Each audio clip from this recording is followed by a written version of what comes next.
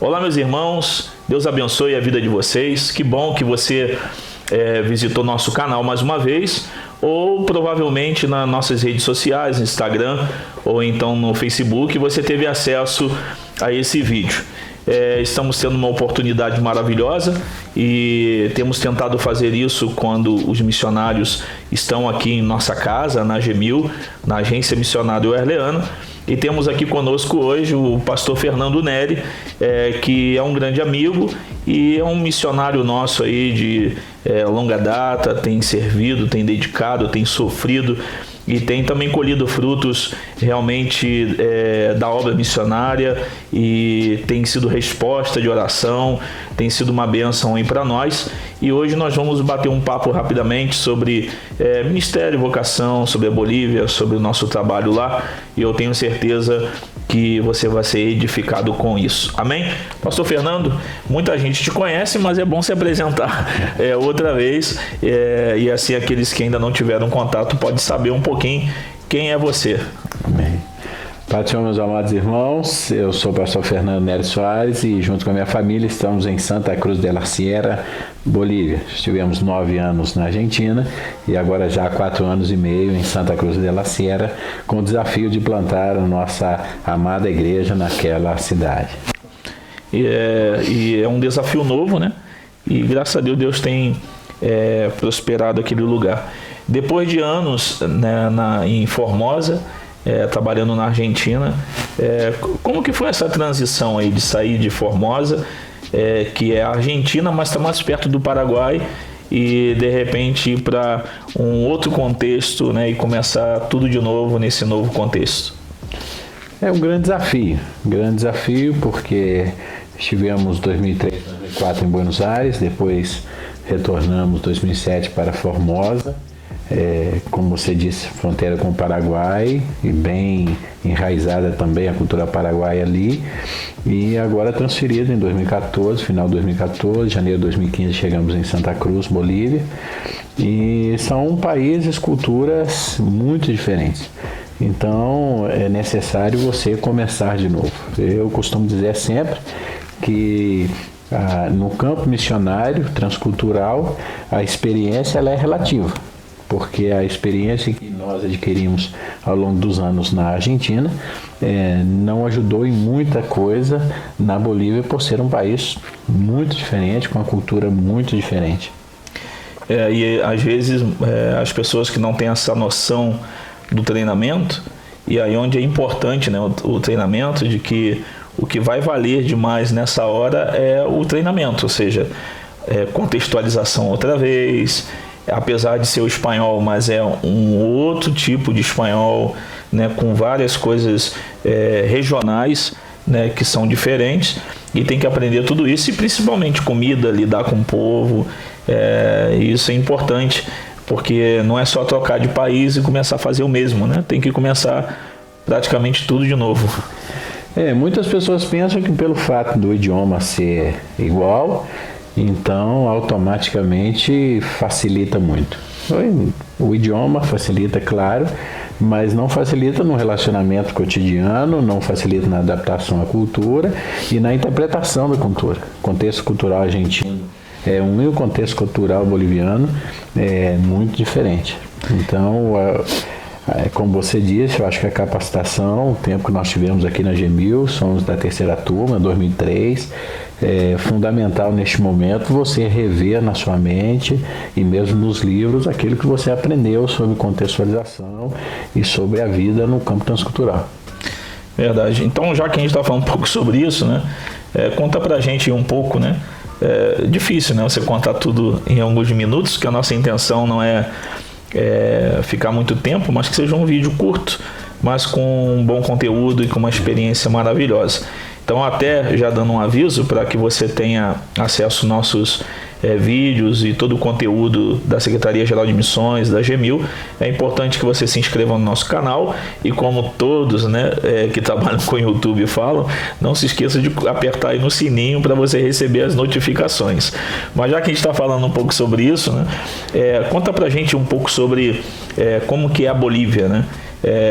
Às vezes a gente não tem um entendimento de como é a Bolívia. A gente vê poucas coisas e às vezes o que a gente procura na internet ou procura em vídeos, ou seja lá o que for, sempre mostra a parte muito mais bonita do lugar para atrair os turistas. Mas morando, vivendo e trabalhando lá, conta pra gente um pouco sobre o que é a Bolívia, né? Primeiro, é um país lindo, tem os 4 climas na Bolívia, tem o calor no Chaco, tem um clima bem temperado, que é Santa Cruz, Cochabamba, e tem o frio, que é Oruro, La Paz. Então, o clima, você tem clima diverso. É um país que tem mais de 56 populações de povos originários, são 32 reconhecidos pelo governo, e 2 grandes povos que seriam os descendentes europeus e os descendentes dos povos originários. E ainda temos que contar com mais de 30 mil brasileiros, na sua grande maioria estudantes de medicina na Bolívia. E só em Santa Cruz da Serra nós temos mais de 20 mil brasileiros. Ou seja, nós temos 3 culturas, 3 povos, como mínimo, muito bem separados e marcados na Bolívia. E essas diferenças culturais, elas são boas, são bonitas, traz algumas boas imagens para nós, mas também traz os seus problemas, as suas diferenças e os seus roces. Economicamente, realmente, Santa Cruz de la Sierra é uma cidade forte, de um capital forte economicamente, talvez a principal do país, e depois está La Paz. Mas saindo dos grandes centros, realmente a situação é um pouco mais difícil. Deve ser essa realidade com universitários, com o povo local, e tudo isso deve ser um desafio para a nossa igreja, né? E a nossa igreja trabalha com essas realidades, né?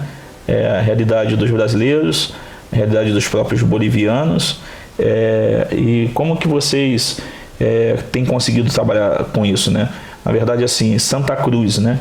Como vocês têm conseguido trabalhar com tanto os brasileiros quanto os bolivianos, e nós vivemos lá 2 realidades, né? Nós temos aí 2 igrejas. Como tem sido esse trabalho com 2 realidades, né? Ou seja, no domingo você tem as 2 realidades em culto, né? Em adoração a Deus. Verdade.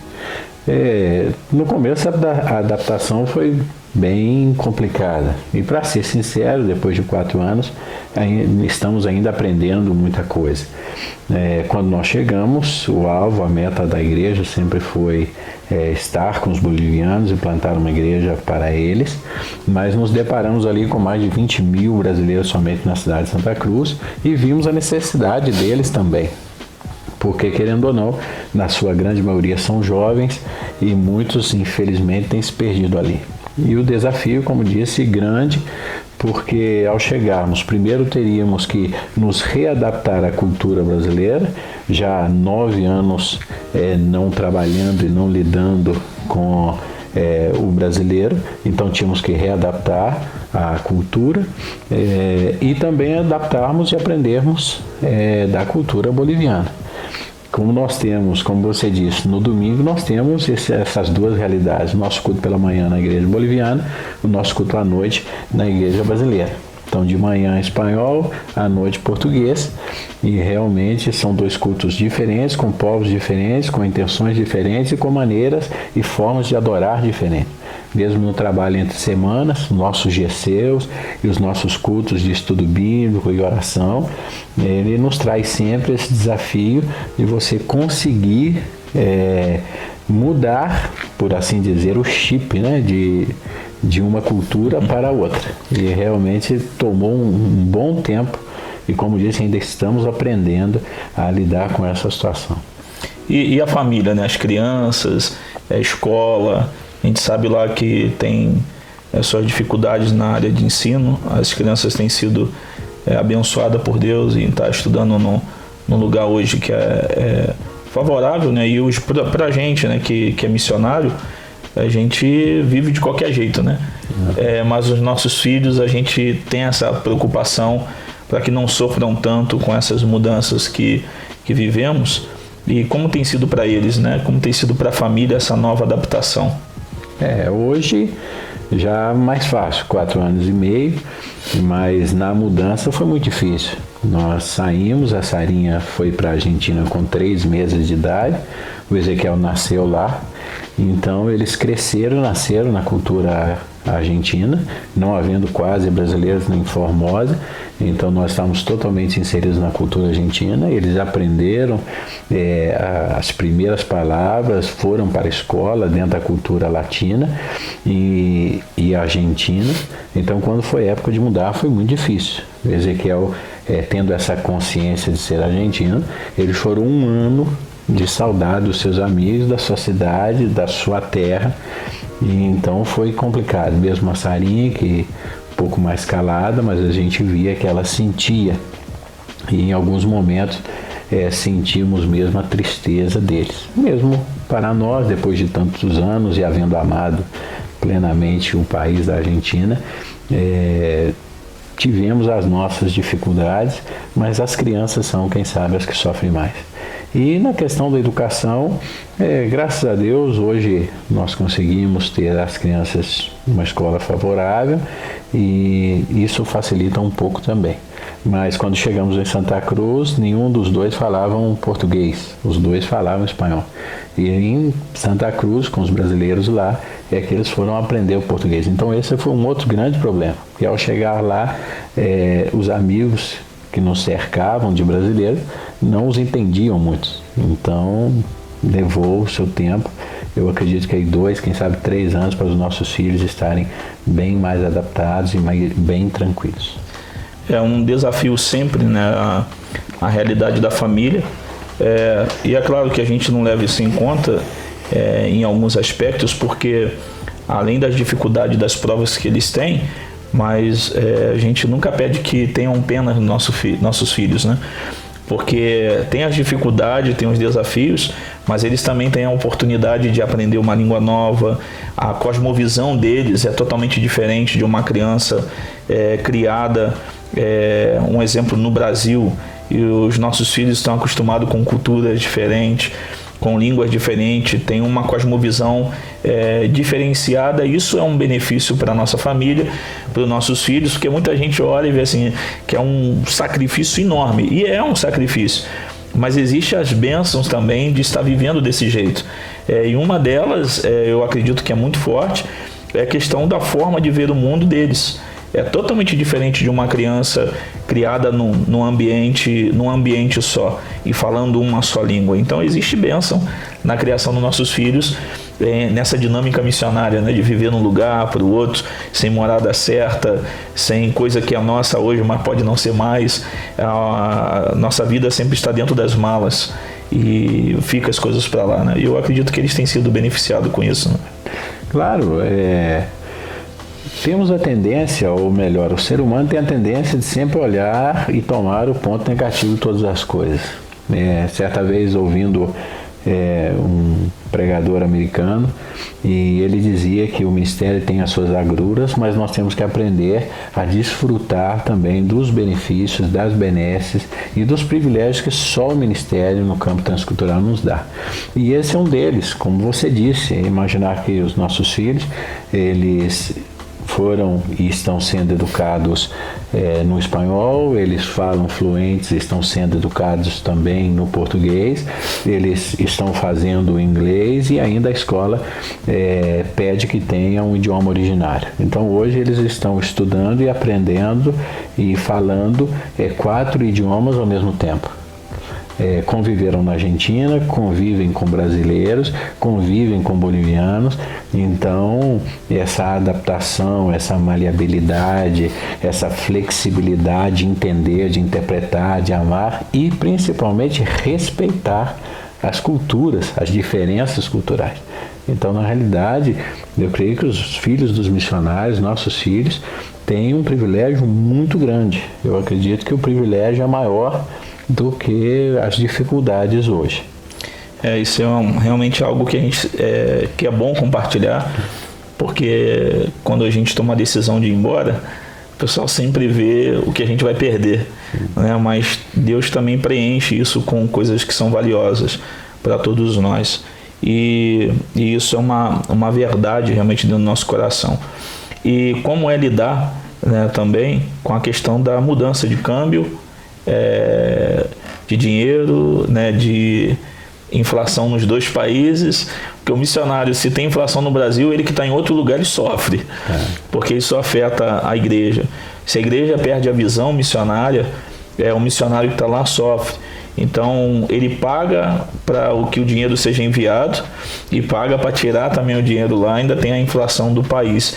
Então ele sofre aí duas vezes com as realidades de países diferentes, e isso afeta também o financeiro, e aí é importante, né, que a igreja ela entenda de que a manutenção financeira do missionário é importante e de que a gente precisa sempre estar revendo para não ficar defasado a sua situação de sustento, né?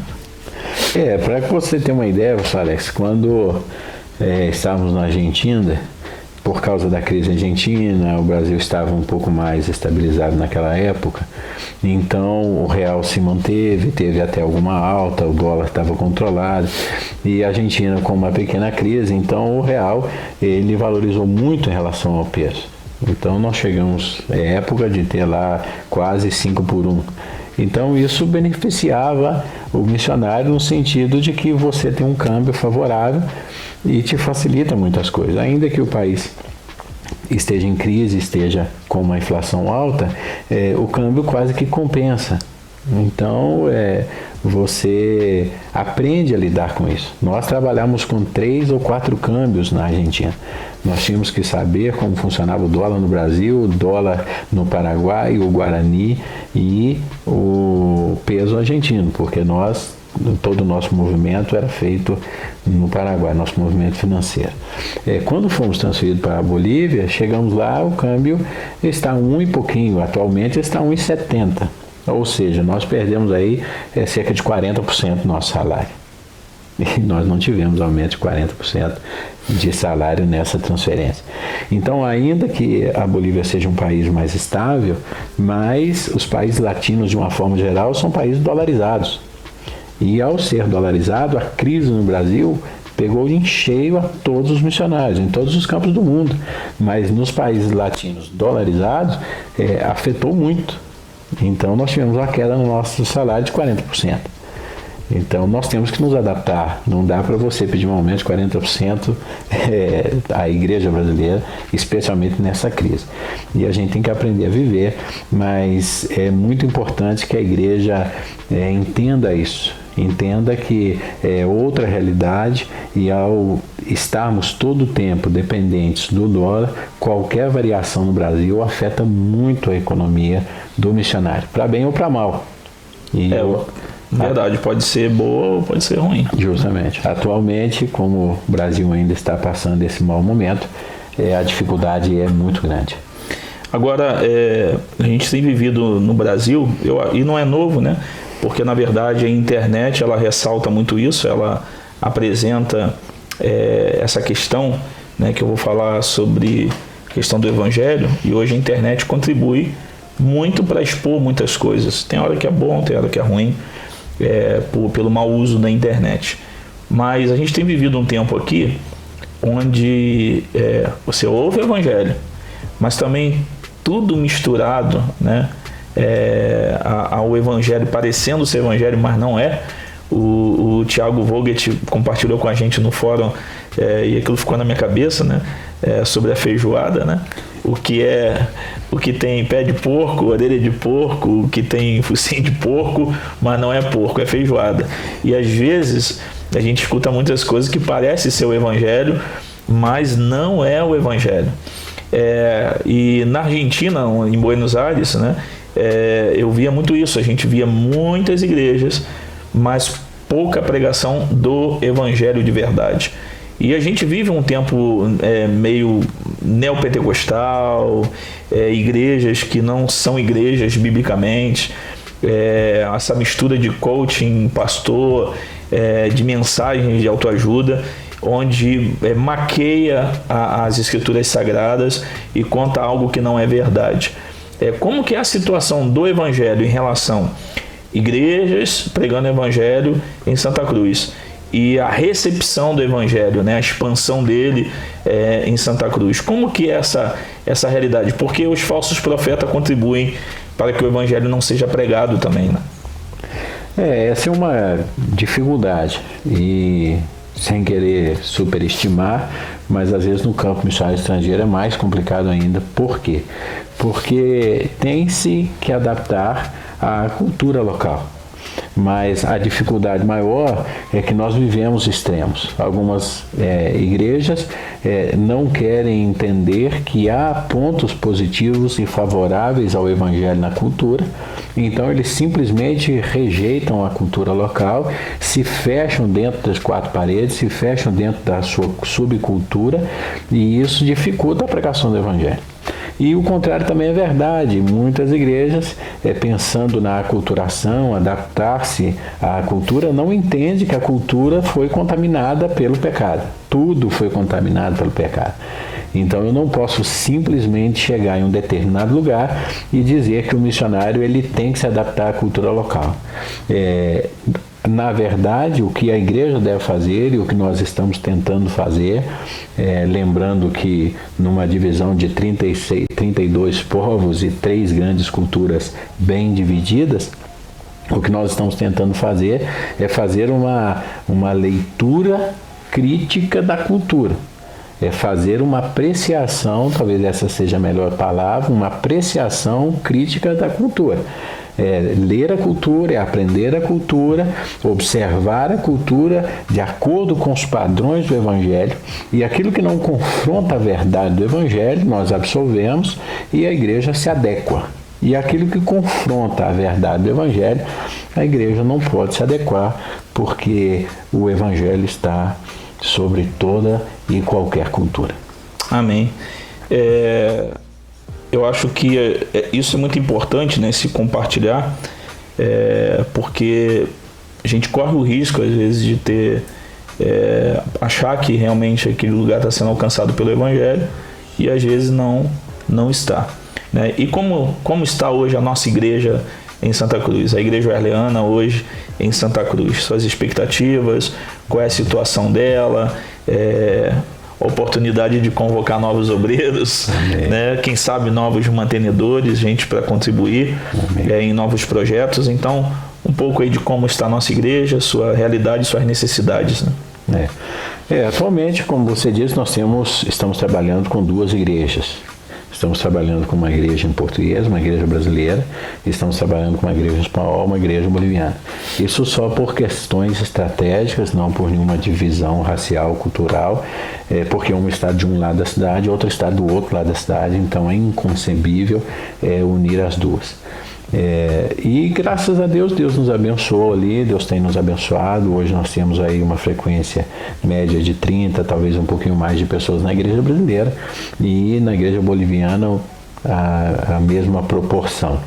É claro que ainda é flutuante, nós estamos em fase de estabilização e plantação da igreja, ainda vivemos, ou melhor, cultuamos em lugares emprestados. Creio que já compartilhei isso em outras oportunidades, mas graças a Deus, pela misericórdia de Deus, a nossa igreja brasileira funciona num templo emprestado da Igreja Presbiteriana Coreana, que nos abençoou com um templo fechado, com tudo dentro, e é uma bênção tremenda para a nossa vida. Isso é o reino, isso é a verdade do reino, independentemente da placa que nós tenhamos lá na parede, nós vivemos e servimos ao reino de Deus. E um outro irmão, Canu, que nos emprestou também a sua garagem, a garagem da sua empresa foi adaptada, adequada para a igreja, e nós congregamos ali com a igreja boliviana. Então, temos essa realidade. Estamos bem, estamos estabelecidos, mas é uma realidade delicada. Por que delicada? Porque a igreja presbiteriana pode precisar do seu templo e o irmão pode precisar da sua casa. Então, hoje, se os dois solicitam as igrejas, se retiram o empréstimo, nós estaríamos numa situação muito difícil. Nós não temos hoje condições de pagar no aluguel, especialmente 2 aluguéis. A média de um salão lá para 50, 60 pessoas é $800. Na região onde a nossa igreja está, inserida. Talvez um pouquinho menos, 500, 600 dólares, se nós conseguirmos algo bem simples, bem comum. Então seria uma grande dificuldade. Mas como disse, Deus tem nos abençoado, nós conseguimos adquirir 2 terrenos para a igreja brasileira, a fim de investimento, um loteamento novo. Nós tivemos a facilidade de poder comprar somente com a identidade e financiar o terreno. Como é uma prestação ainda cômoda, a própria igreja está pagando, então já é uma vitória, porque a igreja, ainda que ela não seja autossuficiente, ainda que nós dependamos dos recursos da igreja brasileira, mas já há um projeto, uma visão para que chegue o momento que nós possamos ser autossuficientes também economicamente. E o desafio é comprar algo para a igreja boliviana. Faz uns 2 domingos atrás, nós passeamos com o irmão pela zona e nós fomos desafiados ali. Apareceu para nós alguns terrenos que nos facilitam, que querem nos vender, mas hoje não temos condição. Um terreno de 360 metros, na faixa de 13 mil, 15 mil dólares, numa rua de terra, e numa avenida boa, um terreno de 450 metros, esse terreno que nos foi oferecido, 35 mil dólares. Para nós é uma realidade impossível. Estamos tentando e orando para que Deus possa abençoar. Quem sabe conseguimos um financiamento, como nos moldes do outro, e quem sabe conseguirmos, e aí é o grande desafio, conseguirmos parceiros para isso. Nós precisamos de parceiros para terminar de pagar o nosso terreno, para que possamos comprar esse terreno para a igreja boliviana e darmos também início à construção. Nada melhor para que uma igreja ela se torne autossuficiente no campo missionário é termos o nosso local próprio. Se fala muito da igreja se tornar autóctone e autossuficiente, mas leva um tempo para você conseguir levantar obreiros autóctones, obreiros da nação. Toma-se mínimo 5, 6 anos para se preparar um obreiro, e toma-se um tempo também para que a igreja possa financeiramente se manter. Não tendo um local próprio, pagando aluguel, dependendo de recursos externos para a ajuda do obreiro que está lá, e não tendo, no caso, obreiros para trabalhar para que a igreja possa evoluir mais rápido, então fica muito difícil. Para que você tenha uma ideia, nós temos uma média de 9 a 11 reuniões semanais, onde estão minha esposa e eu. E é só pensar que 9 a 11 cultos por semana, para qualquer obreiro é muito pesado. Então hoje, nós, se quisermos que a igreja avance de forma mais rápida e que a igreja se torne independente, que a igreja se torne totalmente autóctone e que a igreja seja autossuficiente, nós precisamos ainda de recursos financeiros para que possamos ter o nosso local próprio e não depender de aluguel e depender de terceiros, e necessitamos de obreiros. Por enquanto ainda, quem sabe, obreiros brasileiros que estejam dispostos a ir e a fazer essa semeadura. A Bíblia diz que um semeia, o outro rega, mas Deus dá o crescimento. E nós precisamos hoje daqueles que nos ajudem a semear. Amém. Bom, meu irmão, você está ouvindo isso daí? Quem sabe você é um jovem ou seminarista, aspirante a pastor ou um pastor e queira desfrutar de uma vida não de aventura, mas realmente de algo extraordinário na vida. Eu aconselho a todo aspirante, a todo aquele que deseja ter não uma aventura no campo missionário, eu gostaria de repetir isso, mas gastar a sua vida pelo reino de Deus, para que Deus seja glorificado. Quando você vive no campo missionário, uma das coisas que Deus insere no seu ministério são ferramentas, e muitas ferramentas, porque lá você tem que realmente dar jeito, tem que fazer, e Deus realmente tem inserido isso na vida dos nossos missionários, que são ferramentas. E quando você retorna do campo missionário, essas ferramentas são fundamentais, são necessárias, elas te levarão a níveis ministeriais diferenciados, e o Senhor, Ele é glorificado através do trabalho de suas mãos. Então eu quero te convocar, meu irmão, minha irmã que está ouvindo, você pode acessar o link que a gente sempre compartilha para adotar, para cooperar no ministério do pastor Fernando, missionário Elusa, da Sarinha e do Ezequiel. que não estão brincando no campo missionário. São anos que eles têm servido a Deus, têm cooperado na plantação de igreja, revitalização, e estão agora nesse novo desafio. Tenho certeza que você pode ser uma bênção para a vida deles. Estamos terminando. Daqui a um mês e meio, ou algumas semanas adiante, nós teremos também conosco a missionária Ana Lu, teremos conosco a Psídio José Antônio, e estaremos gravando esses bate-papos, essas conversas com nossos missionários, e para que você seja edificado através do testemunho de vida, através do que estão fazendo e daquilo que Deus está fazendo através deles. Amém? Pastor Fernando, muito obrigado mais uma vez. Há um tempo atrás nós gravamos um vídeo bem rápido, né, junto com o pastor Roberto. Estamos tendo outra oportunidade agora de estar gravando isso. Uma palavra para os nossos irmãos e estaremos terminando. Amém. É um privilégio, irmãos, poder dirigir a vocês por esse meio, pelas redes sociais, convocando a todos a que ore, a que contribua, mas também que faça parte. Você pode fazer parte desse ministério da forma que Deus colocar no seu coração, mas entenda, a obra missionária, enquanto Jesus não voltar, ela continua. Há uma grande discussão se é ou não ainda necessário fazer missões, se todos já ouviram ou não a mensagem do Evangelho, mas essa mensagem eu tenho levado para mim, aonde quer que eu vá, e que você também possa quem sabe absorver essa mensagem. Enquanto Jesus não voltar, a missão continua. Amém. Fazemos parte da grande comissão. Amém. Todo coração abrasado deve ser um coração missionário, porque é impossível ter um coração abrasado e não ter um coração missionário. Que Deus te abençoe. Não se esqueça de se inscrever no nosso canal, de clicar aí no sininho e compartilhar o vídeo também. Um grande abraço, até a próxima vez.